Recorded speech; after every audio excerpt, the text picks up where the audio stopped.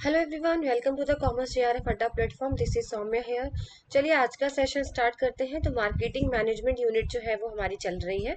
तो आज जो है वो उससे भी काफी अच्छे क्वेश्चंस लेकर आई हूँ जो मैं फर्स्ट स्लाइड में लेकर आई थी। तो फर्स्ट क्वेश्चन आपकी स्क्रीन पर है। Name the process in which a buyer post its interest in buying a certain quantity of an item and sellers compete for the business by submitting a lower bid until there is only a one seller left. Internet, reverse auction, B to B marketplace या B to C marketplace. देखिए, यहाँ पर इसका जो right answer होने वाला है वो रिवर्स ऑक्शन होने वाला है। वैसे तो आप लोगों ने ऑक्शन के बारे में सुना होगा, तो ऑक्शन में आपने देखा होगा हमेशा हाईएस्ट बिड लगाई जाती है। कोई भी मकान अगर बेचा जा रहा है, उसका अगर ऑक्शन हो रहा है, तो आपने देखा होगा बिड हमेशा हाईएस्ट लगती है। जो सबसे ज्यादा हाईएस्ट बिडिंग करेगा उसका घर हो जाता है। ठीक है, जैसे स्टार्टिंग अगर 1 लाख से है तो फिर कोई 3 लाख बोलेगा, कोई 5 लाख, कोई 10 लाख, कोई 15 लाख हाईएस्ट। लेकिन रिवर्स ऑक्शन में क्या होता है, इसकी सबसे बड़ी कीवर्ड यहाँ पर है लोअर बिड। यहाँ पर मैंने कीवर्ड दे दिया इसका लोअर बिड। तो जो सबसे कम पे लगाता है ना, जो आखिरी में एक सेलर ही बचता है यहाँ पर, ठीक है, जो सबसे कम कम कम पे लगाया जाता है उसे रिवर्स ऑक्शन बोलते हैं। बहुत इजी था। अगर लोअर बिड आपने पहचान लिया कि इसमें लोअर बिड लगती है तो रिवर्स ऑक्शन हो गया। ठीक है, तो आंसर नंबर सेकंड यहाँ पे आपका जो है वो ठीक हो जाएगा।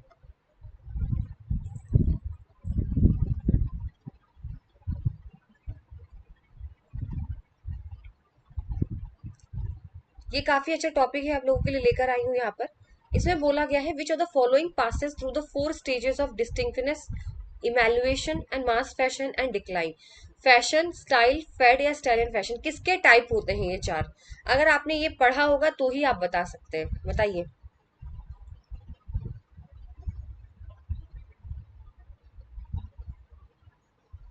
बताइए, अगर किसी ने ये पढ़ा होगा 4 स्टेजेस ऑफ फैशन। चलिए मैंने आंसर ही बता दिया, 4 स्टेजेस ऑफ फैशन इसका आंसर है। तो इसका जो राइट आंसर होगा वो फैशन है।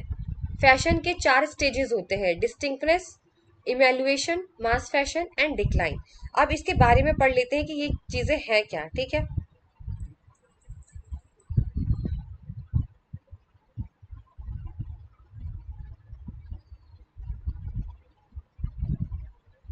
ये एक पूरा मॉडल है जो अगर आपने पढ़ा होगा तो आपको पता होगा, नहीं पढ़ा होगा तो आप कैसे लगा देते कि इसके 4 स्टेजेस होते हैं। तो पहली बात तो ऑप्शन नंबर 1 यहाँ पर इसका राइट आंसर है। देख लीजिए, ये पूरा चार्ट आप लोगों के लिए लेकर आई हूँ। ये आपकी साइकिल होती है, जो आपकी प्रोडक्ट साइकिल होती है, पीएलसी। तो आपने पीएलसी साइकिल के बारे में तो आपको पता होगा, इंट्रोडक्शन, ग्रोथ, मेच्योरिटी और डिक्लाइन स्टेज होते हैं। उन्हीं के बीच में ये फैड, फैशन और स्टाइल आता है। ट्रेंड को ही स्टाइल बोला जाता है। ठीक है, तो जैसा कि आप देख सकते हो, जब कोई भी मार्केट में इंट्रोडक्शन, फैड क्या होता है, ऐसा कोई प्रोडक्ट जो एकदम से मार्केट में आता है और एकदम से चला जाता है। आपने ऐसी कई फैशन की चीजें देखी होंगी, अगर आप ऑब्जर्व करते होंगे तो कई ऐसे प्रोडक्ट होते हैं मार्केट में जो तुरंत आते हैं, इतनी जल्दी आते हैं मार्केट के अंदर, और उतनी ही जल्दी से मार्केट से बाहर भी निकल जाते हैं। तो वो आपका जो फैड वाला सिचुएशन है वो इंट्रोडक्शन और ग्रोथ के बीच में आता है। देखिए यहाँ पर इंट्रोडक्शन और ग्रोथ के बीच में जो है वो आपका फैड आता है। ठीक है, फिर है आपका फैशन, और जो है आपकी ग्रोथ और मेच्योरिटी के बीच में आता है। देखिए, फैशन ग्रोथ और मेच्योरिटी के बीच में इसलिए आता है, जो फैशन होता है ना वो काफी पॉपुलर रहता है और काफी टाइम तक रहता है फैशन। अभी जैसे कोई भी चीज समझिए कि अभी जो है, अगर फीमेल्स की बात करें तो अभी फैशन में चल रहा है आपका, कुछ भी लगा लीजिए फैशन में चल रहा है आपका। जैसे अभी प्लाजो का बड़ा फैशन ट्रेंड आया तो बहुत टाइम तक चलता है। ठीक है, बहुत लंबे टाइम तक बहुत पॉपुलर हो जाता है। जो देखो वो प्लाजो ही पहन रहा है, जो देखो वो प्लाजो ही पहन रहा है। ठीक है, तो ये होता है आपका फैशन, जो कि ग्रोथ और मेच्योरिटी के टाइम में। फिर आपका ट्रेंड आ जाता है, यानी स्टाइल, जो मेच्योरिटी और डिक्लाइन के अंदर आपका यहाँ पर आ जाता है। ठीक है, ये पूरा चार्ट है, आप लोग इसको जरूर समझ लीजिए ये क्या बोल रहे हैं यहाँ पर। ठीक है,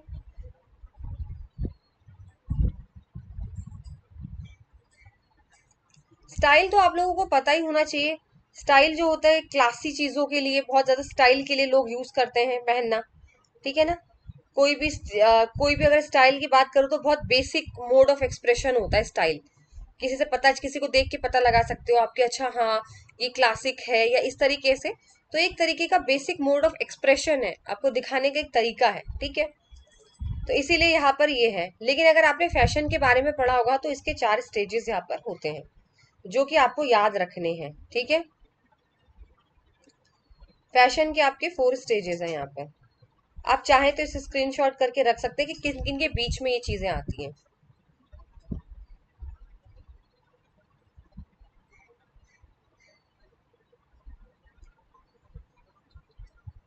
आई होप आप लोगों को समझ में आ गया होगा।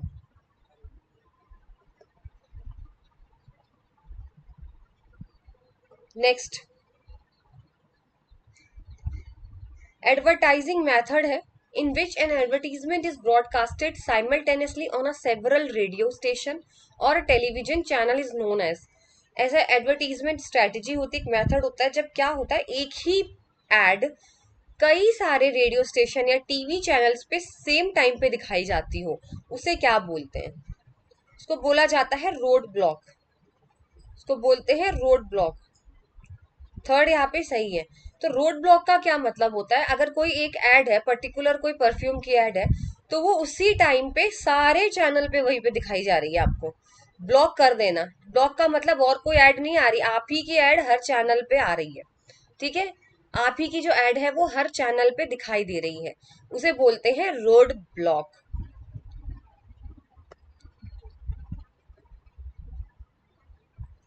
चलिए next question, very important. Which of the following positioning strategies adopted by marketer to position their product in two categories simultaneously? Point of difference, point of parity, emotional positioning और straddle positioning। चलिए बताइए। Very important and very interesting question. अगर लोग आपने पढ़ा होगा तो आप बहुत इजी से कर सकते हो।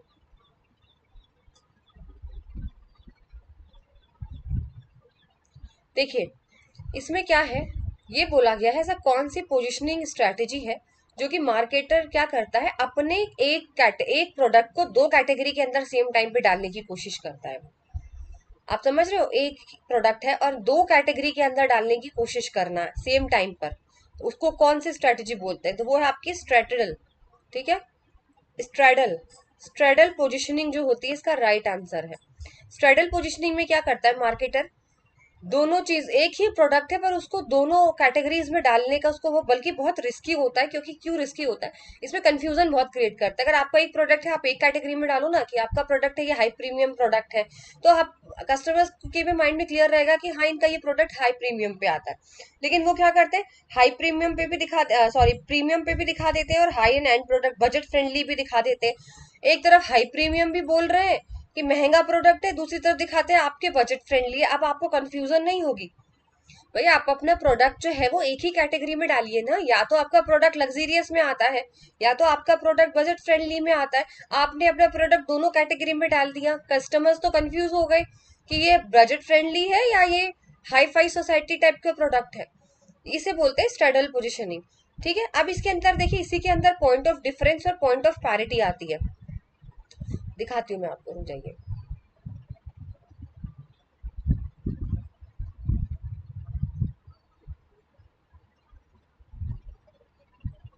ये देखिए, point of parity plus point of difference मिला के स्ट्रेडल पोजिशनिंग बनती है।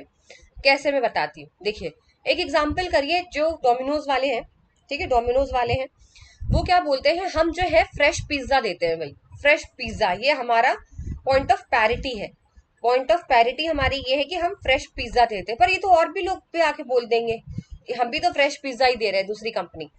लेकिन वो पॉइंट ऑफ डिफरेंस क्या करता है, वो बोलता है जैसे डिलीवरी आपने देखी होगी ना पिज्जा की, कि 2 मिनट डिलीवरी फिर फ्री हो जाता है, कुछ ऐसा करके आपने सुना होगा, बहुत टाइम से है। हेरा फेरी मूवी में भी आपने देखा होगा कि वो बाबूराव जब वो पिज्जा मंगाते हैं, 2 मिनट लेट हो जाओ तो फ्री में पिज्जा ले लेता है वो, लेकिन वो उल्लू बना के लिया जाता है, वो तो टाइम पे पहुंचता है। वो है पॉइंट ऑफ डिफरेंस, जो आपके कॉम्पिटिटर से आपको अलग बनाना। ठीक है, तो इसीलिए स्ट्रेडल के अंदर जो है point of parity plus point of difference आता है। तो जैसे मैंने आपको एग्जांपल दिया, पिज्जा फ्रेश पिज्जा जो होगा वो आपका पॉइंट ऑफ पैरिटी होगा, लेकिन जो डिलीवरी करने का तरीका वो पॉइंट ऑफ डिफरेंस होगा। आई होप आप लोग को ये समझ आ गया हो टॉपिक।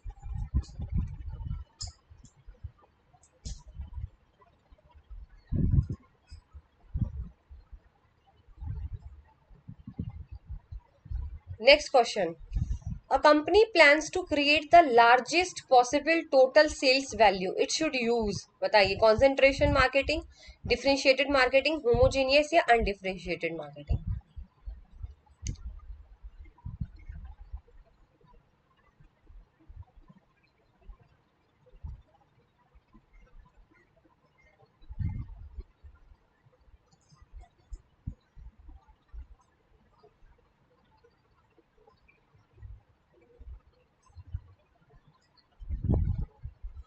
देखिए, largest possible total sales volume सबसे ज्यादा किस में होगा?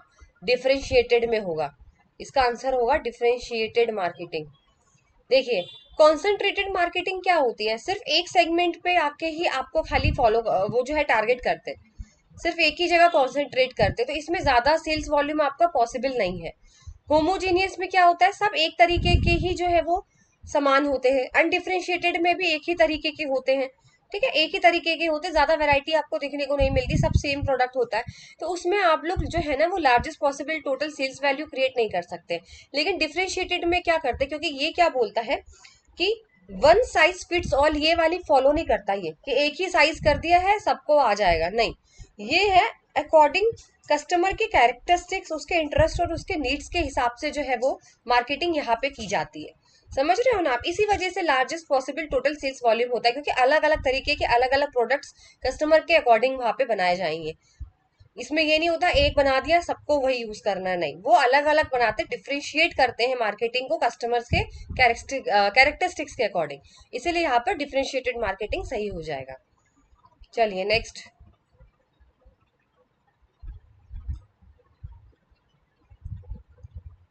अब आता है आपका इंपॉर्टेंट क्वेश्चन, कैरेक्टरिस्टिक्स। यहाँ से क्वेश्चन कई बार बनते हैं कैरेक्टरिस्टिक्स से। In order to be useful, market segment must have each of the following characteristic except। तो मार्केट सेगमेंटेशन की कैरेक्टरिस्टिक्स बताने हैं, पर इसे बोला ऐसा कौन सा है जो नहीं है? Accessibility, adaptability, measurability and substantiality. बताइए। इजी क्वेश्चन है बट आएगा तभी है, नहीं आएगा तो आप लगा ही नहीं सकते।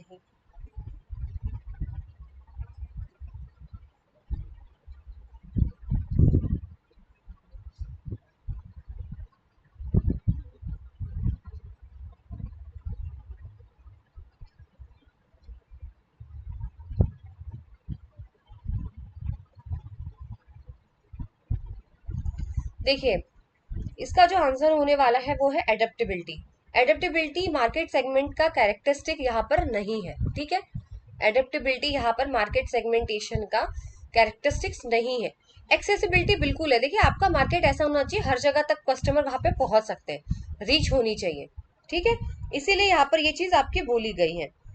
अगर बात करें यहाँ पर सब्सटेंशियलिटी की, यानी सब्सटेंट की, तो यहाँ पर क्या बोला जाता है कि आपका मार्केट लार्ज होना चाहिए, मार्केट सेगमेंट जो है वो इतना लार्ज होना चाहिए आपका कि आप प्रॉफिट कमा सकते हैं उसमें से, ठीक है, प्रॉफिटेबल हो आपके लिए, लार्जर मार्केट होना यहाँ पर जरूरी होता है। एडॉप्टेबिलिटी, क्या एडॉप्टेबिलिटी? यहाँ पे तो एडॉप्टेबिलिटी का कोई मतलब ही नहीं, क्या चीज एडॉप्ट करेंगे आप यहाँ पे, ठीक है। बाद में है इसका क्या है, मेजरेबिलिटी। बिल्कुल मेजरेबिलिटी होनी चाहिए। साइज क्या है मार्केट का, ठीक है, ये आप क्वांटिफाई कर सकते हैं, उसका साइज क्या है, उसका पोटेंशियल क्या है, ये चीज मेजरेबल होनी चाहिए, आप आइडेंटिफाई कर सकते हैं, ठीक है, उसके साइज से, मार्केट से। लेकिन एडेप्टेबिलिटी यहाँ पर किसी भी तरीके का कैरेक्टरिस्टिक्स नहीं है, तो ऑप्शन नंबर बी यहाँ पे सही हो जाएगा। बाकी मैं आपको कैरेक्टरिस्टिक्स सारे दिखा देती हूँ, इससे बाहर नहीं आएंगे, आप लोग इन्हें लर्न कर लीजिए। इफेक्टिव सेगमेंटेशन, ठीक है, इसका ये कैरेक्टरिस्टिक्स है, आप लोग इसको लर्न करिए। मेजरेबल है, size of the segment, purchasing power customer की क्या है आप उसे मेजर कर सकते हैं। एक्सेसिबल होना चाहिए, आप जो सेगमेंट है इफेक्टिवली रीच्ड हो, कस्टमर पहुंच सकते हैं। सब्सटेंशियल हो, सब्सटेंशियल का मतलब सेगमेंट जो है इतना लार्ज होना चाहिए कि कंपनी प्रॉफिट कमा सके, छोटा मार्केट नहीं होना चाहिए। डिफरेंशिएबल होना चाहिए, ठीक है, सबके अकॉर्डिंग यहाँ पर डिफरेंट होना चाहिए, कोई कस्टमर के अकॉर्डिंग, कैरेक्टर के अकॉर्डिंग। फिर एक्शनेबल होना चाहिए, प्रॉपर मार्केटिंग प्रोग्राम को प्लान किया जाए और इम्प्लीमेंट किया जाए, इससे बाहर कोई नहीं आएगा। मेजरेबल, आइडेंटिफिएबल एक ही बात है, एक्सेसिबल, सब्सटेंशियल, डिफरेंशिएबल, एक्शनेबल, ठीक है। ये आप लर्न कर लीजिए, ये इनके कैरेक्टरिस्टिक्स है इंपॉर्टेंट। आप चाहे तो स्क्रीनशॉट ले सकते हैं इसका। अब आता है next question, a product line strategy where a company adds a higher price to a line in order to attract a broader market which helps the sale of its existing lower price product is called. देखिए, आज के जो question थे, tough ही question है आज के, ठीक है। इसमें ये बोला गया है कि प्रोडक्ट लाइन स्ट्रेटेजी में कंपनी क्या करता है, हायर प्रोडक्ट, हाई प्राइस वाले प्रोडक्ट जो है वो अपने लाइन में ऐड कर देता है, ताकि जो उसके पुराने जो प्रोडक्ट हैं जो कम प्राइस के हैं वो बिक सके या वो बेच सके। तो इसका कीवर्ड क्या है मैं आपको याद दिला देती हूँ। अगर कभी भी बोले कि कोई भी ऐसा जो है वो प्रोडक्ट ऐड किया जा रहा है प्रोडक्ट लाइन में, ताकि जो sale of its existing low price product, ये इसका कीवर्ड है, कहीं भी बोला जाए कि जिससे आपके जो पुराना माल है वो बिक सके, तो उसको बोलते हैं ट्रेडिंग अप। याद रखिएगा, ट्रेडिंग अप यही बोलता है कि आप क्या करें, अपने जो आपके पुराने जो सामान है, आपका प्रोडक्ट पुराना बिक नहीं रहा है, बहुत सस्ता वाला है, तो आप क्या करोगे, आप अपनी प्रोडक्ट लाइन में ना महंगे महंगे प्रोडक्ट ऐड कर दोगे ताकि कस्टमर अट्रैक्ट हो, और उसके बहाने आप लोग क्या करोगे, पुराने जो प्रोडक्ट है कम प्राइस के वो बेच दोगे। ठीक है, ये एक स्ट्रैटेजी होती है जिसे बोलते हैं ट्रेडिंग अप। याद रहना चाहिए आपको।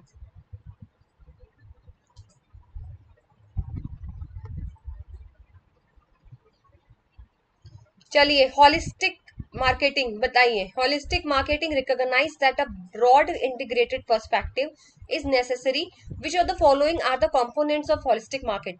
अगर आपने हॉलिस्टिक मार्केट पढ़ा होगा तो आप कंपोनेंट इजीली यहाँ पे बता सकते हैं। Direct marketing, relationship marketing, internal marketing, socially responsible marketing या ग्रीन मार्केटिंग। कौन कौन से होते हैं हॉलिस्टिक में? ग्रीन तो नहीं होता हॉलिस्टिक में, ग्रीन तो हमें पता है कि नहीं होगा, ग्रीन पे तो हम क्रॉस लगा देंगे। सोशल होता है, बिल्कुल होता है सोशल। इंटरनल भी होता है, बिल्कुल होता है। अब आपको ये बताना है इसमें कि इन दोनों में से होता है या नहीं, डायरेक्ट या फिर, मैं आपको चार्ट ही दिखा देती हूँ, आप लोग स्क्रीनशॉट ले लीजिए। जिसने भी नहीं पढ़ा होगा आप पढ़ लीजिए, फिर हम क्वेश्चन सॉल्व करते हैं। देखिए,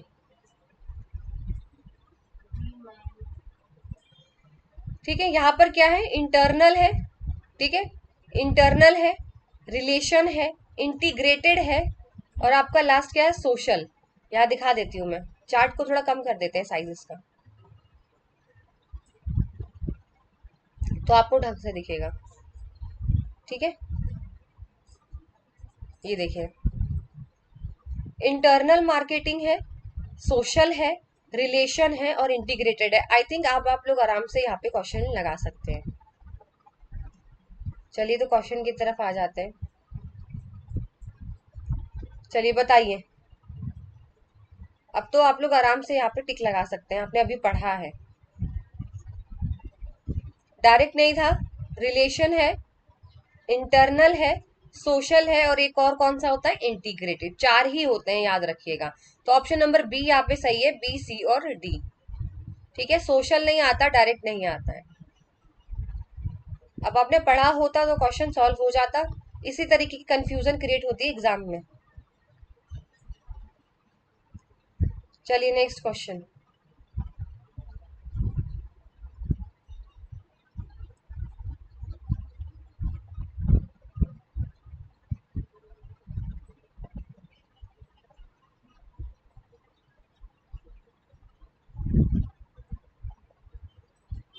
अब इसमें पूछा गया है डायरेक्ट मार्केटिंग के बारे में, कि डायरेक्ट मार्केटिंग के बारे में कौन सा स्टेटमेंट यहाँ पे सही है। डायरेक्ट मार्केटिंग के बारे में कौन सा स्टेटमेंट यहाँ पर सही है, which of the following statements are true for direct marketing. Direct marketing is an interactive mode of marketing. Direct marketing model is based on networking marketing. Globalization of market and the internet have facilitated the growth of direct marketing. Future of direct marketing in India is independent of use of debit and credit cards, and direct marketing activities are not location specific. Direct तो वही marketing होती है ना जहाँ पे आप किसी को इन्वॉल्व नहीं करते हो, सीधे आप जाकर कस्टमर से डायरेक्ट कांटेक्ट करते हो, वही होती है आपकी डायरेक्ट मार्केटिंग। ठीक है,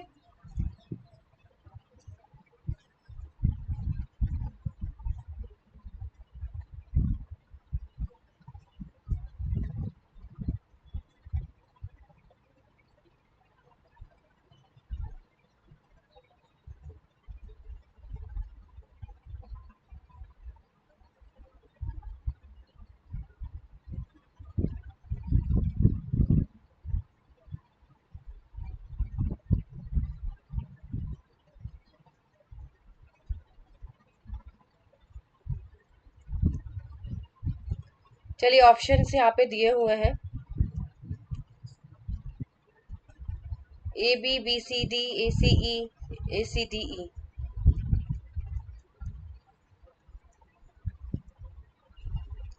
डायरेक्ट मार्केटिंग है, आप एक बार सेकंड सेंटेंस पढ़िए, क्या यहाँ पर नेटवर्क की जरूरत होगी? जब आप डायरेक्ट कांटेक्ट कर रहे हैं तो फिर यहाँ पे नेटवर्क की जरूरत नहीं होनी चाहिए, तो सेकंड ऑप्शन तो ऑटोमेटिकली कट गया है।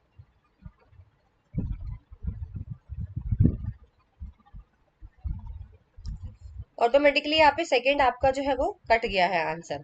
तो देखिए इससे आप काट के आराम से बना सकते हो। सबसे पहले इंटरेक्टिव मोड है, बिल्कुल इंटरेक्शन तो होगा, ऑप्शन ए सही है यहाँ पर आपका। ठीक है, मैंने बोला नेटवर्क, नेटवर्क नहीं होगा, नेटवर्क होता तो फिर ये इनडायरेक्ट हो जाता ना, डायरेक्ट है नेटवर्क थोड़ी ना डायरेक्टली जाकर मिलना है। ठीक है, globalisation of market and internet have facilitated the growth of direct market, बिल्कुल आप ईमेल के थ्रू, टेलीफोन के थ्रू डायरेक्ट मार्केटिंग कर सकते हो आप लोग, तो ये सी वाला भी सही है। ठीक है, फिर उसके बाद future of direct marketing is dependent on use of debit and credit card, ऐसा तो कुछ भी नहीं है। ठीक है, direct marketing activities are not location specific, बिल्कुल ये लोकेशन स्पेसिफिक नहीं है। देखिए आप ईमेल से किसी से बात कर सकते हैं, किसी से भी डायरेक्ट मार्केटिंग आप यहाँ पर यूज कर सकते हैं। ठीक है, तो ये नॉट लोकेशन बिल्कुल सही है, लोकेशन के हिसाब से थोड़ी ना है ये। ठीक है, ये तो आप कहीं भी कर सकते हो, कहीं भी अपने कस्टमर तक डायरेक्ट पहुंच सकते हो आप, फोन के थ्रू, ईमेल के थ्रू, वीडियो कॉन्फ्रेंसिंग के थ्रू, बहुत तरीके हैं मतलब डायरेक्ट, तो ये लोकेशन से कोई मतलब नहीं है। तो आंसर यहाँ पर आपका ए सी ई और ई सही हो जाएगा। बस इस तरीके से आपको क्वेश्चन सॉल्व करने होते हैं, छोटे छोटे पॉइंट्स पकड़िए, अगर पूरा समझ में नहीं आता तो कोशिश करिएगा कि छोटे छोटे पॉइंट्स जो है वो आप पकड़ने की कोशिश यहाँ पे।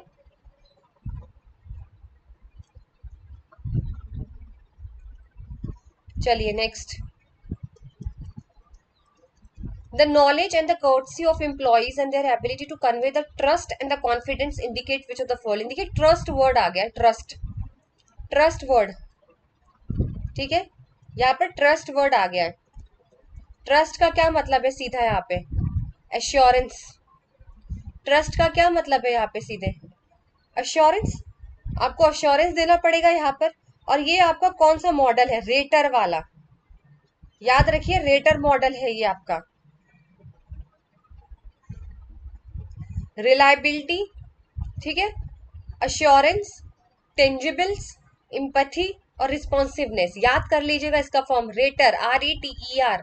ठीक है, रिस्पॉन्सिवनेस तो है ही यार, आप रिलायबिलिटी लगा लीजिए, अश्योरेंस, इम्पैथी और टेंजिबल्स। ठीक है, देखिए रिलायबिलिटी का क्या मतलब है, रिलायबिलिटी का मतलब ये है कि आपका जो प्रोडक्ट है वो कस्टमर के सेटिस्फेक्शन से, एक्सपेक्टेशन से सॉरी, मैच करे, रिलायबल हो, जो कस्टमर ने एक्सपेक्ट किया था आपने वो सर्विस दी है, वो है रिलायबिलिटी। ठीक है, अश्योरेंस, ट्रस्ट एंड कॉन्फिडेंस, जो कि आपके एम्प्लॉयज के बीच में होना जरूरी है, कंपनी और इसके एम्प्लॉय के बीच में ट्रस्ट होना और कॉन्फिडेंस होना बहुत जरूरी है। ठीक है, इसीलिए बोला गया है यहाँ पर assurance. Tangibles, physical touch, physical experience. ठीक है, एम्पैथी, कंपनी अपने कस्टमर को समझती है, उसके फीलिंग्स को समझती है, उसकी जरूरतों को समझती है, उसे बोलते हैं एम्पैथी। रिस्पॉन्सिवनेस, कंपनी कमिटेड है कि कस्टमर को रिस्पॉन्स दे, उसकी हेल्प करे टाइम टू टाइम, इसीलिए बोला जाता है रिस्पॉन्सिवनेस। ये रेटर मॉडल है, इसको याद कर लीजिएगा, मोस्ट इंपॉर्टेंट मॉडल। ठीक है, रेटर मॉडल।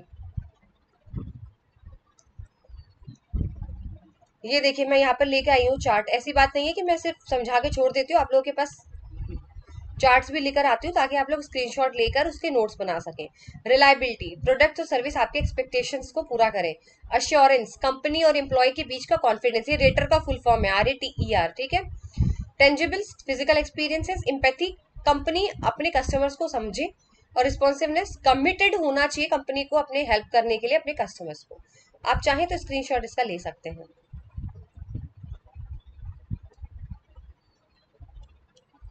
अब आता है मोस्ट इंपॉर्टेंट, चलिए, manufacturers of razors and the cameras often prices this product low and set high markups on the razor blades and films. तो ये कौन सा स्टेटमेंट इसमें सही है, captive product, two part product और आपके प्रोडक्ट बंडलिंग, या फिर बाय प्रोडक्ट। देखिए इसका आंसर होगा कैप्टिव, और आपको सारा पढ़ना है। कैप्टिव का क्या मतलब होता है, बहुत शातिर हैं ये जो बेचने वाले होते हैं ना, सेलर्स, मार्केटर्स, बड़े दिमाग वाले होते हैं। ये क्या करते हैं, समझिएगा एक चीज को, प्रिंटर है और प्रिंटर की इंक है, तो जो मेन प्रोडक्ट है आपका, मेन प्रोडक्ट प्रिंटर है, उसका प्राइस तो सस्ता कर देते हैं और उसकी इंक महंगी कर देते हैं। समझ रहे हैं आप कि आप क्या करते हो, रेजर है, रेजर का प्राइस तो उन्होंने सस्ता कर दिया, जो मेन प्रोडक्ट है उसका प्राइस तो लो है, लेकिन जो रेजर की ब्लेड्स आती है ना उसका प्राइस महंगा कर दिया। इसे बोलते हैं कैप्टिव प्रोडक्ट प्राइसिंग ऑप्शन, कि मेन प्रोडक्ट तो लो है उसका प्राइस, लेकिन जो उसके साथ में आता है, ठीक है, उसका क्या करते हैं ये लोग, हाई कर देते हैं। अब बिना ब्लेड के रेजर तो यूज नहीं करोगे, आप ब्लेड खरीदोगे, वहां से ये लोग प्रॉफिट कमाते हैं। टू पार्ट प्राइसिंग ऑप्शंस क्या होते हैं? टू पार्ट में ये होते हैं कि आपसे एंट्री फीस भी ली जा रही है। जैसे एग्जांपल बताती हूँ, अम्यूजमेंट पार्क्स होते हैं ना, तो आप जब एंट्री करते हो तो आपसे एंट्री फीस लेते हैं ना, 500 रुपए, 600, 1000 जो भी फीस होती है। और अंदर जाके फिर जो आप राइड्स वगैरह यूज करते हो, झूले झूलते हो, उसके अलग प्राइस होते हैं। तो ये दो तरीके से आपसे जो है वो आपसे पैसा लिया जाता है। प्रोडक्ट बंडलिंग क्या होती है? आप लोग रेस्टोरेंट में तो आजकल सब खाने जाते हैं जंक फूड, आपने देखा होगा बंडलिंग दिया जाता है। कॉम्बो कॉम्बो सुना होगा आपने, जैसे बर्गर, कोल्ड ड्रिंक और उसके साथ फ्रेंच फ्राइज और मिला के कॉम्बो बना देते हैं और कहते हैं कि आपको 99 रुपीज में 5 चीजें कॉम्बो। ठीक है, वो होता है product bundling. By product pricing क्या होती है? जैसे कोई भी प्रोडक्ट बनता है और उसका जो वेस्ट निकलता है ना, वेस्ट, उसका कोई प्रोडक्ट बना के बेच देना मार्केट में। कोई भी वेस्ट, जैसे हम लोग घर में यूज नहीं करते हैं कि ब्रेड का ये वाला पार्ट तो यूज कर लिया सैंडविच बनाने में, और जो वो बच गए उसका कुछ और यूज करके बना लिया। जो वेस्ट होता है ना, उससे भी दूसरा प्रोडक्ट बनाना, उसे बोलते हैं by product pricing option. I hope आप लोगों को क्लियर हो गया हो, मैंने एक ही लाइन में सारी चीजें आपको प्राइसिंग यहाँ पे समझा दी है।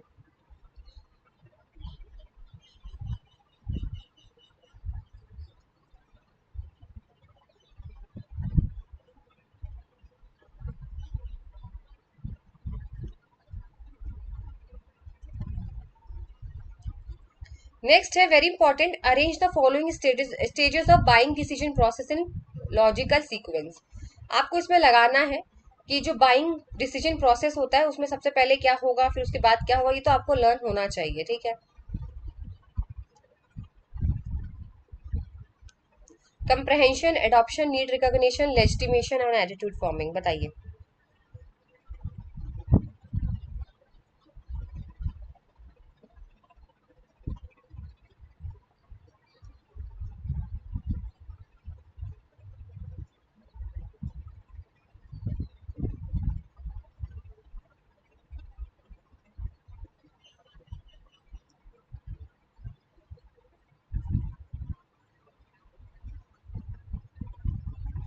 सबसे पहले आप देखोगे ना, नीड रिकॉग्निशन करोगे। सबसे पहले आप ये देखोगे कि हम कस्टमर को जरूरत क्या है, कस्टमर को क्या जरूरत है, सबसे पहले आपको वो चीज यहाँ पर देखनी पड़ती है। ठीक है, सबसे पहले आप क्या देखोगे यहाँ पर कि कस्टमर को जो है क्या चीज की जरूरत है, कस्टमर को क्या चीज की यहाँ पर जो है वो आपको जरूरत है। ठीक है, तो सबसे पहले आता है नीड रिकॉग्निशन, जरूरत को पहचानना। फिर कंप्रहेंशन, आप समझिए, अंडरस्टैंड करना। ठीक है, फिर एटीट्यूड फॉर्म करना, फिर लेस्टिमेशन, और फिर बाद में आप क्या करते हैं, एडॉप्शन। यहाँ पे मैंने लगा लिया, आप चाहें तो यहाँ पे स्क्रीनशॉट इस क्वेश्चन का ले सकते हैं, मोस्ट इंपॉर्टेंट है यहाँ पर।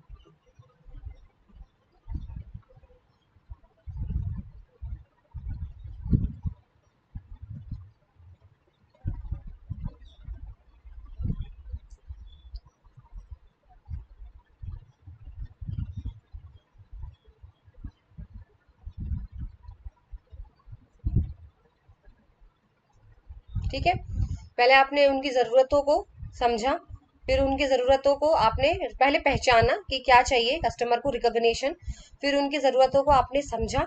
ठीक है ना, और एडॉप्शन लास्ट स्टेज होता है, ये याद रखिएगा। आप फर्स्ट और लास्ट याद रखेंगे ना तो बीच में कंफ्यूजन नहीं होगा। ठीक है, एडॉप्शन लास्ट स्टेज होता है जहाँ पे क्या होता है, कस्टमर आपका परचेज करता है, तो वही आपका एडॉप्शन हो गया। परचेज करता है आपकी चीजों को, फाइनल डिसीजन लेता है कि वो परचेज कर रहा है। ठीक है, लेस्टिमेशन, लेस्टिमेशन ये खरीदने से पहले का ऑप्शन है। खरीदने से पहले आप बजट देखोगे अपना, ठीक है, पर्सनल वैल्यूज देखोगे, आप अपना कन्विंस करोगे अपने आप को कि हाँ ये मेरे लिए ये प्रोडक्ट सही है।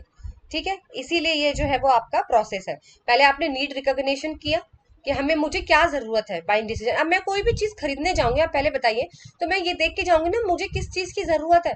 तो मैं कल को गई तो मैं कहे कि हाँ यार, मैं, मुझे पेन की जरूरत है, मुझे पेन खरीदना है क्योंकि मुझे पेन की जरूरत है। फिर मैं गई वहां पे, फिर मुझे समझ में आएगा किस तरीके का पेन मुझे लेना है, मुझे वो समझना पड़ेगा, पहले अंडरस्टैंड करना पड़ेगा। उसके बाद अब मैंने एटीट्यूड फॉर्म कर लिया कि हाँ मुझे ये वाला पेन खरीदना है, ट्राईमैक्स वाला। ठीक है, मुझे समझ आ गया।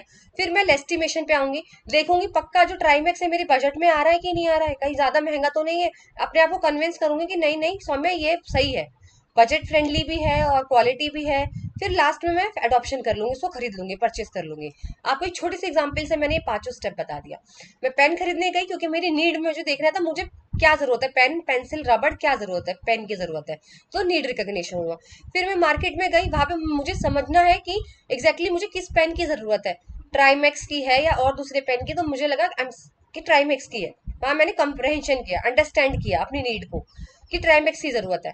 फिर मैंने अपना एटीट्यूड बनाया कि नहीं, मुझे ये ट्राईमैक्स ही खरीदना है फाइनल, ठीक है। फिर मैंने लेस्टिमेट किया, देखा कि पक्का ये बजट फ्रेंडली है कि नहीं है, मतलब सही है ना, मेरी क्वालिटी के हिसाब से मेरे पास इतने पैसे है या नहीं है, वो सारी चीजें। फिर लास्ट में मैंने अपने आप को कन्विंस करके अडॉप्ट कर लिया, परचेज कर लिया, बस सिंपल है। 25143 ऑप्शन नंबर सी यहाँ पे सही है, CAEDB। और एक प्रोसेस और है, ये तो मैंने आप लोगों को यहाँ पे प्रोसेस बता दिया, और मैं आपको एक प्रोसेस और यहाँ पे बताऊंगी।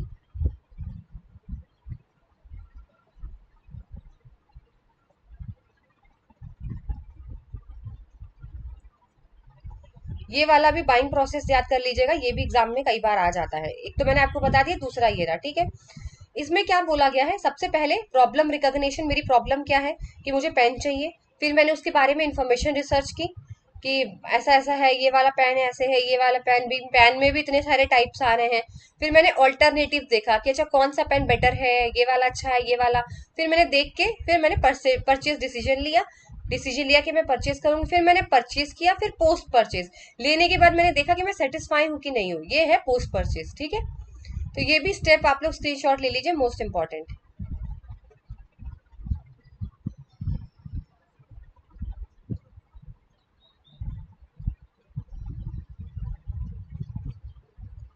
Next, the strategy of using many outlets as possible is called intensive distribution, cohesive distribution and wide distribution. बताइए।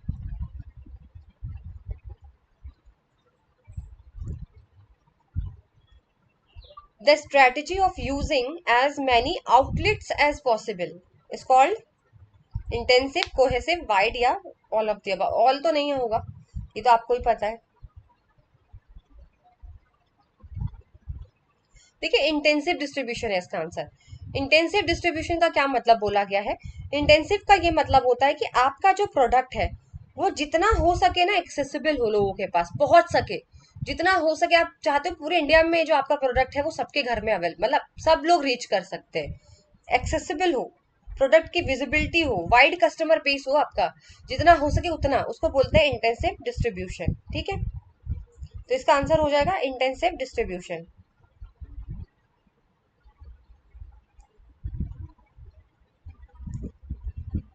ऑल ऑफ द अबव तो यहाँ पे नहीं आता।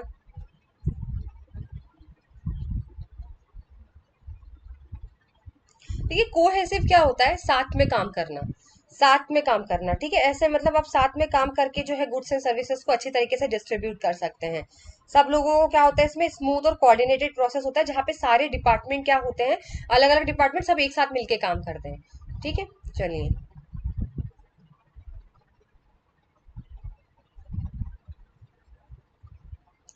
तो इंटेंसिव डिस्ट्रीब्यूशन इसका आंसर हो जाएगा।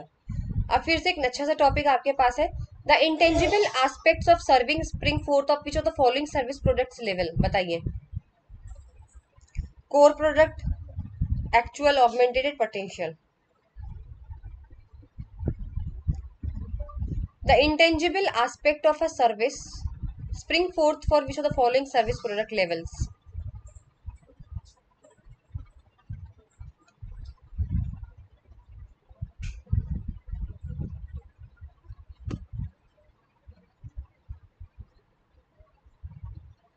देखिए, इसमें क्या है, इसके अंदर आएगा आपका कोर, कोर प्रोडक्ट। अब सारी चीजें पहले यहाँ पे पढ़ लेते हैं, ठीक है, उसके बाद समझ में आएगा आपको, ठीक है। आई थिंक मैं यहाँ पे चार्ट जो है डालना भूल गई, लग रहा है मुझे, यहाँ पे मिस हो गया स्लाइड। कोई नहीं, मेरी ड्राइंग बहुत अच्छी है, आप लोग देख लीजिएगा, मैं यहीं पे बना के दिखाऊंगी आपको। वैसे मैंने चार्ट आप लोगों के लिए लिया था, बट कोई बात नहीं, आई थिंक वो स्लाइड में गया ही नहीं। देखिए, इस तरीके का बनता है, सबसे पहले कोर प्रोडक्ट, ठीक है, मतलब ऐसे सर्किल में बनते हैं ये। फिर उसके ऊपर वो ऐसे इतना बड़ा बनता जाएगा ये, इसमें चारों प्रोडक्ट आ जाएंगे आपके। ड्राइंग वाकई बहुत अच्छी है मेरी, ऐसा लगता है।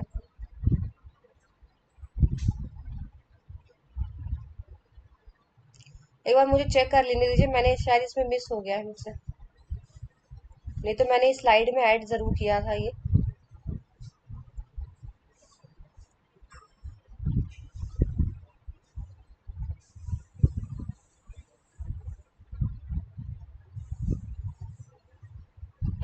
चलिए कोई बात नहीं, मैं आपको स्टेप से बता देती हूँ यहाँ पर।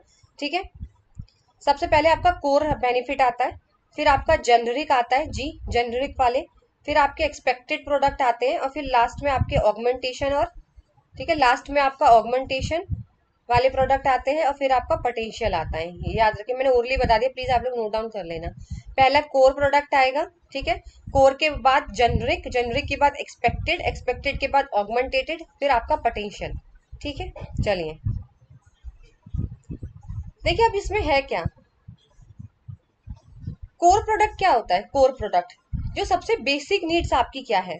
जैसे फॉर एग्जांपल मुझे ना एक कार की जरूरत है, क्यों जरूरत है? क्योंकि मुझे अपने ऑफिस जाना है, बस मेरी बेसिक नीड है जी कार खरीदनी, कि कार से मैं ऑफिस चली जाऊं। This is my core product level, जो बहुत बेसिक नीड है। ठीक है, क्योंकि वो क्यों चाहिए? ट्रांसपोर्टेशन फैसिलिटीज के लिए मुझे यहाँ पर ये चाहिए थी। ठीक है, अब एक्चुअल प्रोडक्ट क्या होता है? एक्चुअल प्रोडक्ट ये होता है, अब मैंने ये देखा कि भाई इसकी क्वालिटी, ब्रांड ब्रांड, अब कार ले तो रही हूँ, अब देखो लालच बढ़ गया कि कार तो वैसे मुझे ट्रांसपोर्टेशन के लिए चाहिए थी, अब मेरा लालच क्या आ गया? कौन सी ब्रांड की लूं, क्या क्वालिटी होनी चाहिए। एक्चुअल प्रोडक्ट अब आ गए आप फीचर्स और डिजाइन के ऊपर। अभी तो आपकी बेसिक नीड थी कि आपको सिर्फ जाने से मतलब है, अब आप ब्रांड पे भी आ गई, क्वालिटी पे भी आ गए। ठीक है, वो आपका एक्चुअल प्रोडक्ट हो गया यहाँ पर। फिर होता है आपका ऑगमेंटेटेड। ऑगमेंटेटेड क्या बोलता है जी, कि आप क्या है इसमें और एडिशनल बेनिफिट देखूंगी अब मैं। ठीक है, वारंटी क्या है, फ्री डिलीवरी करेंगे कि नहीं करेंगे कार की मेरे घर पे? भाई कितने साल की वारंटी देंगे, ट्रेनिंग मटेरियल है कुछ साथ में, कुछ दे रहे हैं कि कार के कॉम्प्लीमेंट्री प्रोडक्ट कुछ देंगे कि नहीं देंगे, मतलब ऐसा लालच और बढ़ गया। ठीक है, अब वो चीज पे फोकस मेरा आने लग गया है, तो वो हो गया आपका ऑगमेंटेटेड प्रोडक्ट। ठीक है, तो ये इस तरीके से लेवल होते हैं इसके अंदर। ये जो आप बहुत इंपॉर्टेंट है, देखिए यहाँ से क्वेश्चन कई बार आता है आपका। ठीक है, अब क्या हुआ, फिर हम पहुंचे कि भाई अब इसमें क्या है कि सेल्फ, अब और लालच और मतलब आगे पोटेंशियल प्रोडक्ट हाई पे पहुंच गई मैं। अब मैं क्या बोली, इसके अंदर क्या सेल्फ है, मतलब सेल्फ सर्विस, सेल्फ चलती हो अपने आप से, मतलब अब ज्यादा ही आ गया। सेल्फ ड्राइविंग कार है क्या ये, मतलब इस तरीके का सेल्फ ड्राइविंग कार है ये कि नहीं है? मतलब आप अपनी एक्सपेक्टेशन बढ़ाते जा रहे हो, समझ में आ रहा है? आप अपनी प्रोडक्शन, आप अपनी जो लालच है, एक तरीके का लालच ही बोल सकते हैं इसको, ये जो है आप वो बढ़ाते जा रहे हो। ठीक है, इसीलिए क्या होता है इसमें, कोर से फिर जेनरिक, फिर एक्सपेक्टेड, फिर आपका ऑगमेंटेटेड, फिर एक्चुअल, इस तरीके से ये आपके एग्जाम्पल्स होते हैं जो ये बढ़ते जाते हैं। इसलिए ये बहुत इंपॉर्टेंट है, प्लीज इसको लर्न कर लीजिएगा, बहुत इंपॉर्टेंट है।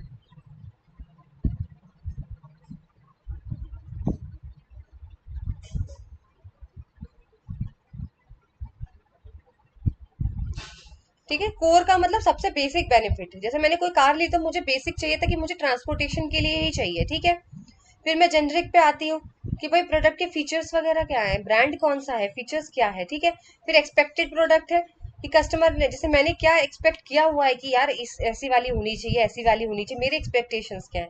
ठीक है, फिर वही वाली बात है, ऑगमेंटेटेड प्रोडक्ट आ गया और लालच बढ़ गया कि क्या इसके अंदर, मतलब इसके साथ मुझे कोई कॉम्प्लीमेंट्री मिलेगा क्या, मतलब क्या अलग है, आपका क्या अलग है और आपके कॉम्पिटिटर का क्या अलग है जो मुझे फायदा मिलेगा। ठीक है, फिर पोटेंशियल प्रोडक्ट होता है कि आगे जो है वो प्रोडक्ट में क्या क्या फ्यूचर में चेंजेस आ सकते हैं। बस वही चीज है आपकी, आगे आगे आप लोगों का लालच ऐसे से बढ़ता जाता है। ठीक है,